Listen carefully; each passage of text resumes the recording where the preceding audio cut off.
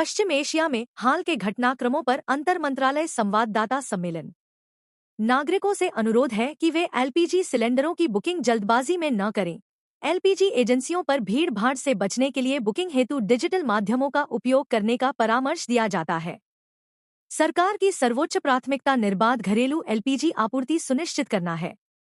घरेलू एलपीजी उत्पादन में लगभग 31% की वृद्धि हुई है।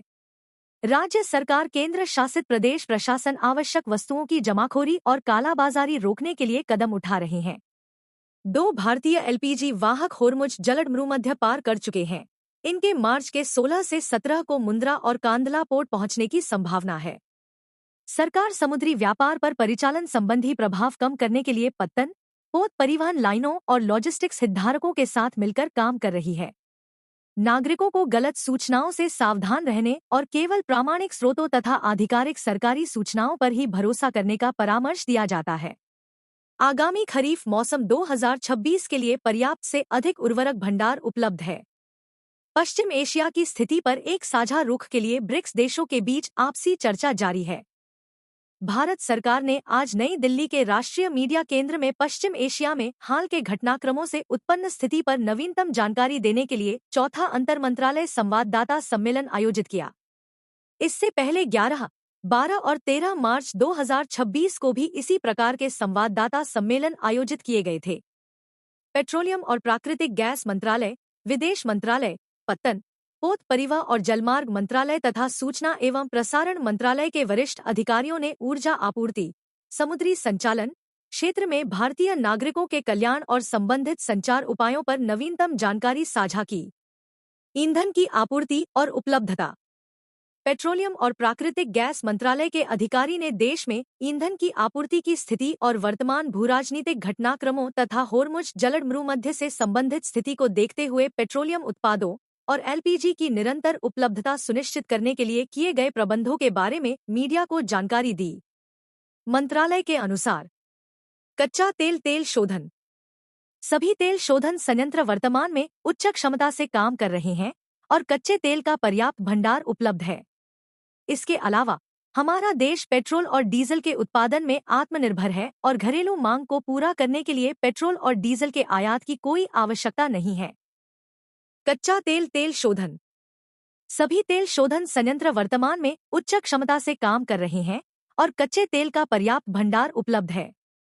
इसके अलावा हमारा देश पेट्रोल और डीजल के उत्पादन में आत्मनिर्भर है और घरेलू मांग को पूरा करने के लिए पेट्रोल और डीजल के आयात की कोई आवश्यकता नहीं है। खुदरा दुकानें। तेल विपणन कंपनियों द्वारा किसी भी परिचालन केंद्र आरओ में ईंधन की कमी की कोई रिपोर्ट प्राप्त नहीं हुई है। सरकार ने जनता को घबराकर खरीदारी न करने का परामर्श दिया है, क्योंकि पेट्रोल और डीजल का पर्याप्त भंडार उपलब्ध है और आपूर्ति नियमित रूप से की जा रही है। प्राकृतिक गैस। प्राथमिकता वाले क्षेत्रों की आपूर्ति सुनिश्चित कर ली गई है, जिसमें पीएनजी को 100% आपूर्ति और सीएनजी की आपूर्ति बिना किसी कटौती के जारी रहेगी। इसलिए घबराने की कोई जरूरत नहीं है। औद्योगिक और वाणिज्यिक उपभोक्ताओं को आपूर्ति 80% तक नियंत्रित की जा रही है।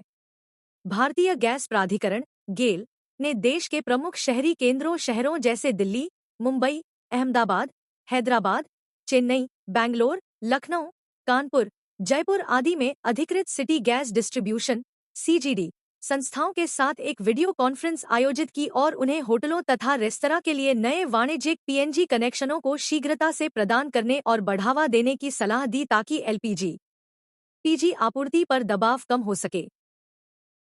रसोई गैस। मौजूदा भूराजनीतिक स्थिति को देखते हुए एलपीजी की आपूर्ति अभी चिंता का विषय है। एलपीजी वितरकों में आपूर्ति बंद होने की कोई रिपोर्ट नहीं है। घबराहट में खरीदारी के चलते एलपीजी बुकिंग में भारी वृद्धि हुई है। दैनिक बुकिंग औसत 55.7 लाख से बढ़कर कल 88.8 लाख हो गई। उपभोक्ताओं के लिए व्यावसायिक सिलेंडर प्राथमिकता के आधार पर वितरण के लिए राज्य सरकार के पास उपलब्ध करा दिए गए हैं। 29 राज्यों केंद्र शासित प्रदेशों में उपभोक्ताओं को व्यावसायिक एलपीजी उपलब्ध कराई जा चुकी है। सिलेंडरों की ऑनलाइन बुकिंग फिलहाल 84% है। राज्य सरकार द्वारा आयोजित बैठकें। पेट्रोल, डीजल और एलपीजी सहित आवश्यक वस्तुओं की आपूर्ति की स्थिति की निगरानी में राज्य केंद्र शासित प्रदेश सरकारों की भूमिका बहुत महत्वपूर्ण है। हरियाणा और गोवा के मुख्यमंत्रियों ने राज्य में एलपीजी की मांग और आपूर्ति की स्थिति की समीक्षा के लिए वरिष्ठ सरकारी अधिकारियों और तेल कंपनियों के शीर्ष अधिकारियों के साथ बैठकें की हैं। तेलंगाना के मुख्य सचिव ने तेल विपणन कंपनियों के प्रतिनिधियों और नागरिक आपूर्ति विभाग के अधिकारियों के साथ एलपीजी भंडार की स्थिति, आपूर्ति और उपभोक्ताओं को वितरण की समीक्षा की। तेल कंपनियों द्वारा आंध्र प्रदेश के नागरिक आपूर्ति आयुक्त के साथ भी बैठक आयोजित की गई और उन्हें एलपीजी, पीडीएस-एसक्यू और वाणिज्यिक एलपीजी से संबंधित सभी घटनाक्रमों से अवगत कराया गया। 17 राज्यों केंद्र शासित प्रदेशों ने स्थिति पर नजर रखने के लिए नियंत्रण कक्ष स्थापित किए हैं और कई राज्य केंद्र शासित प्रदेश संवाददाता सम्मेलन भी कर रहे हैं। प्रवर्तन कार्रवाई। राज्य सरकारें केंद्र शासित प्रदेश पेट्रोल, डीजल और एलपीजी सहित आवश्यक वस्तुओं की जमाखोरी और कालाबाजारी को रोकने में महत्वपूर्ण भूमिका निभा रहे हैं। महाराष्ट्र और राजस्थान में खाद्य एवं नागरिक आपूर्ति विभाग तथा तेल विपणन कंपनियों के संयुक्त निरीक्षण दलों ने कई स्थानों पर छापेमारी की। सार्वजनिक क्षेत्र के उपक्रमों ओएमसी ने कल एलपीजी वितरक इकाइयों में लगभग 1300 निरीक्षण भी किए। उत्तर प्रदेश में प्रवर्तन दलों ने 1483 स्थानों का निरीक्षण किया। 24 प्राथमिकी दर्ज की गईं। 4 एलपीजी वितरकों के खिलाफ और 20 व्यक्तियों के खिलाफ 6 लोगों को गिरफ्तार किया गया और 19 व्यक्तियों के खिलाफ अभियोजन शुरू किया गया। एलपीजी की जमाखोरी और कालाबाजारी पर रोक लगाने के लिए आंध्र प्रदेश, तिरुपति, बिहार, ओडिशा और कर्नाटक सहित कई राज्यों में छापेमारी भी की गई है। अन्य सरकारी उपाय। सरकार की सर्वोच्च प्राथमिकता विशेष रूप से घरों और अस्पतालों एवं शैक्षणिक संस्थानों जैसे प्राथमिकता वाले क्षेत्रों के लिए घरेलू एलपीजी आपूर्ति को निर्बाध रूप से सुनिश्चित करना है। तेल शोधन कारखानों में एलपीजी उत्पादन में भी लगभग 31% की वृद्धि की गई है। सीएक्यूएम के 13 मार्च 2026 के आदेश के अनुसार एनसीआर में उद्योगों, होटलों और रेस्तरां को 1 महीने के लिए प्राकृतिक गैस के स्थान पर बायोमास आरडीएफ पेलेट्स का अस्थायी उपयोग करने की अनुमति दी गई है। जहां विकल्प उपलब्ध नहीं है, वहां कोयला या केरोसिन का उपयोग किया जा सकता है। युक्तिकरण उपायों में एलपीजी बुकिंग अंतराल को शहरी क्षेत्रों में 25 दिन और ग्रामीण क्षेत्रों में 45 दिन तक बढ़ाना शामिल है। राज्यों केंद्र शासित प्रदेशों को अतिरिक्त 48,000 किलोलीटर केरोसिन आवंटित किया गया है और आतिथ्य क्षेत्र में एलपीजी पर दबाव कम करने के लिए केरोसिन और कोयले जैसे वैकल्पिक ईंधनों का उपयोग किया जा रहा है। सार्वजनिक क्षेत्र की तेल कंपनियों को डिजिटल एलपीजी बुकिंग को बढ़ावा देने, घबराहट में बुकिंग को हतोत्साहित करने और डीलरों के अनावश्यक दौरे से बचने के लिए कहा गया है। सार्वजनिक परामर्श। नागरिकों को घबराने से बचने का परामर्श दिया जाता है। सरकार घरों और आवश्यक क्षेत्रों के लिए एलपीजी की उपलब्धता बनाए रखने के लिए प्रतिबद्ध है। एलपीजी सिलेंडर की booking IVRS call, SMS, WhatsApp और तेल विपणन कंपनियों के मोबाइल एप्लीकेशन जैसे डिजिटल प्लेटफॉर्म के माध्यम से आसानी से की जा सकती है। उपभोक्ताओं को घर बैठे ही सिलेंडर बुक करने और अनावश्यक रूप से एलपीजी वितरकों के पास जाने से बचने का परामर्श दिया जाता है। नागरिकों से एलपीजी एजेंसियों पर भीड़-भाड़ से बचने के लिए घबराहट में बुकिंग न करने और बुकिंग के लिए डिजिटल माध्यमों का उपयोग करने का अनुरोध है। उपभोक्ता जहां भी उपलब्ध हो, पीएनजी जैसे वैकल्पिक ईंधन का विकल्प चुन सकते हैं और उन तेल विपणन कंपनियों पर भरोसा करने का अनुरोध है जो दशकों से विश्वसनीय रूप से एलपीजी की आपूर्ति कर रही हैं। मीडिया से सही जानकारी प्रसारित करने और आधिकारिक स्रोतों पर भरोसा करने का अनुरोध है। तेल एवं मानव संसाधन मंत्रालय और सार्वजनिक क्षेत्र के उपक्रमों की तेल विपणन कंपनियों के सोशल मीडिया पेजों पर विस्तृत अपडेट उपलब्ध हैं। समुद्री सुरक्षा और पोत परिवहन संचालन। पत्तन, पोत परिवहन और जलमार्ग मंत्रालय ने फारस की खाड़ी क्षेत्र में मौजूदा समुद्री परिस्थितियों और इस क्षेत्र में कार्यरत भारतीय नाविकों तथा जहाजों की सुरक्षा सुनिश्चित करने के लिए उठाए जा रहे कदमों के बारे में मीडिया को जानकारी दी। मंत्रालय ने कहा, पिछले 24 घंटों में भारतीय नाविकों से जुड़ी कोई नई समुद्री दुर्घटना की सूचना नहीं मिली है। क्षेत्र में मौजूद सभी भारतीय नाविक सुरक्षित हैं। फारस की खाड़ी क्षेत्र, होर्मुज जलमरूमध्य के पश्चिम में कल तक मौजूद 24 जहाजों में से भारतीय ध्वज वाले 2 एलपीजी वाहक जहाज शिवालिक और नंदा देवी लगभग 92,712 मीट्रिक टन एलपीजी लेकर आज सुबह होर्मुज जलमरूमध्य को पार कर गए। इनके क्रमशः 16 और 17 मार्च को मुंद्रा बंदरगाह और कांधला बंदरगाह पहुंचने का कार्यक्रम है।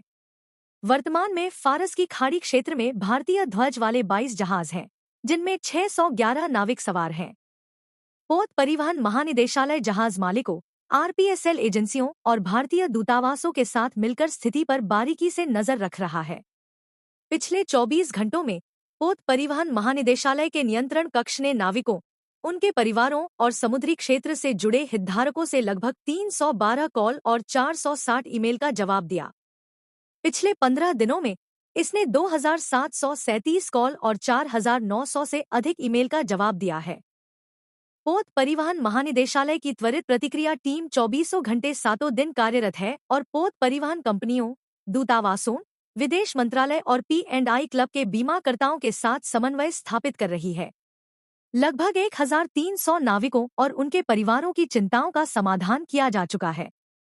पिछले 24 घंटों में खाड़ी क्षेत्र के हवाई अड्डों और क्षेत्रीय स्थानों से 30 नाविकों को स्वदेश वापस लाया गया है, जिससे स्वदेश वापसी करने वालों की कुल संख्या 253 हो गई है।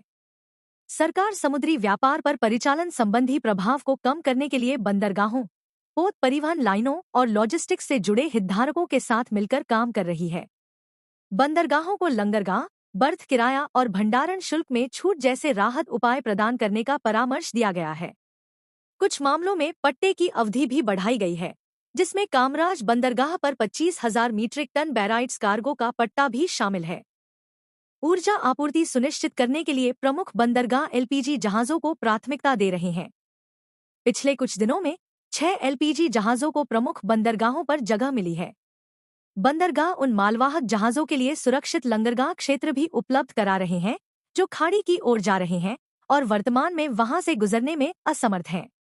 मंत्रालय भारतीय नाविकों की सुरक्षा और कल्याण सुनिश्चित करने के लिए विदेश मंत्रालय, भारतीय दूतावासों, पोत परिवहन कंपनियों और अन्य समुद्री हितधारकों के समन्वय से स्थिति पर लगातार नजर रख रहा है।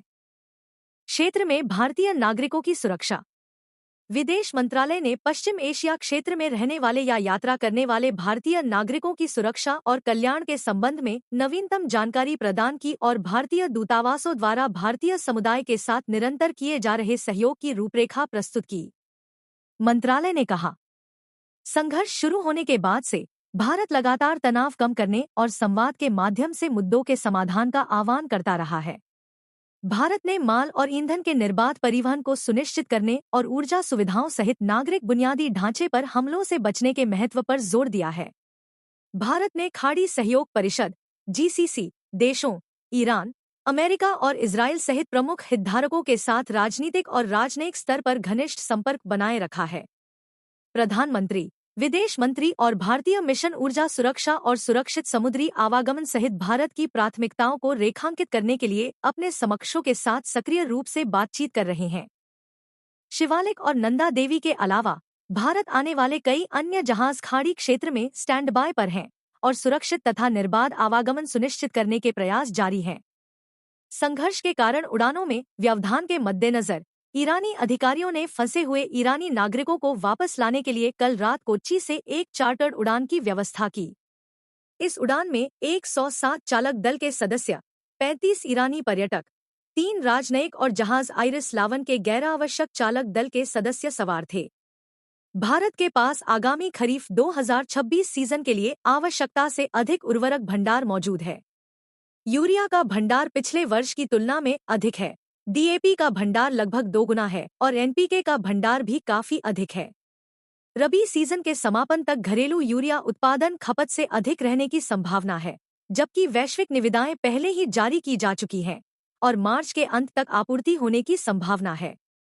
कुछ सदस्य देशों की मौजूदा स्थिति में संलिप्तता को देखते हुए ब्रिक्स संघ के सदस्य देशों के बीच शेरपा चैनल के माध्यम से एक साझा रुख पर चर्चा जारी है। ब्रिक्स संघ के अध्यक्ष के रूप में भारत परामर्श प्रक्रिया को सुगम बनाना जारी रखे हुए है और रूस सहित साझेदारों के साथ उच्च स्तरीय राजनयिक संपर्कों के माध्यम से जुड़ा हुआ है। विदेश मंत्रालय पश्चिम एशिया और खाड़ी क्षेत्र में उत्पन्न हो रही स्थिति पर बारीकी से नजर रख रहा है। भारतीय नागरिकों की सुरक्षा और कल्याण हमारी सर्वोच्च प्राथमिकता है। पूछताछ के लिए एक नियंत्रण कक्ष कार्यरत है और दूतावास 24 घंटे 7 दिन हेल्पलाइन चला रहे हैं, परामर्श जारी कर रहे हैं और फंसे हुए भारतीयों को वीजा, पारगमन और रसद संबंधी सहायता प्रदान कर रहे हैं। 28 फरवरी से अब तक इस क्षेत्र से लगभग 172,000 यात्री भारत लौट चुके हैं। ओमान, सऊदी अरब, संयुक्त अरब अमीरात और कतर से उड़ानों के आने से हवाई संपर्क में सुधार हो रहा है। बहरीन, कुवैत और इराक में फंसे भारतीयों को वीजा विस्तार, ट्रांजिट वीजा और आगे की यात्रा में सहायता प्रदान की जा रही है। ओमान के सोहार में कल हुई एक घटना में 2 भारतीय नागरिकों की मृत्यु हो गई और 10 लोग घायल हो गए। हालांकि किसी को भी गंभीर चोट नहीं आई है। दूतावास प्रभावित लोगों की सहायता कर रहा है, ओमान के अधिकारियों के साथ समन्वय स्थापित कर रहा है और शवों को शीघ्र वापस लाने की व्यवस्था कर रहा है। सेफसी विष्णु नामक जहाज 11 मार्च इराक के तट पर के संबंध में 15 भारतीय चालक दल के सदस्यों को सुरक्षित निकाल लिया गया है और वे वर्तमान में बसरा में हैं।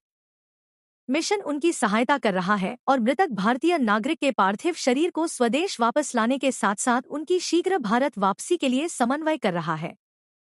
इससे पहले की घटनाओं में 5 भारतीय नागरिकों की जान जा चुकी है और एक लापता है। ओमान, इराक और संयुक्त अरब अमीरात में स्थित मिशन लापता व्यक्ति का पता लगाने और शव को स्वदेश वापस लाने के लिए स्थानीय अधिकारियों के साथ समन्वय कर रहे हैं। सार्वजनिक संचार, सूचना एवं प्रसारण मंत्रालय के अधिकारी ने जनता तक सत्यापित जानकारी के प्रसार को सुनिश्चित करने के लिए किए जा रहे संचार प्रयासों के बारे में जानकारी प्रदान की।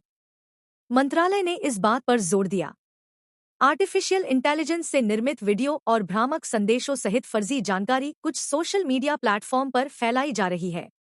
नागरिकों को सतर्क रहने और केवल प्रामाणिक स्रोतों और सरकारी आधिकारिक प्लेटफॉर्म पर ही भरोसा करने का परामर्श दिया जाता है। एलपीजी सिलेंडर की बुकिंग ऑनलाइन या मोबाइल, एसएमएस, पोर्टल या आईवीआरएस जैसे डिजिटल प्लेटफॉर्म के माध्यम से की जानी चाहिए। उपभोक्ताओं को वितरकों के पास व्यक्तिगत रूप से जाने से बचने की सलाह दी जाती है।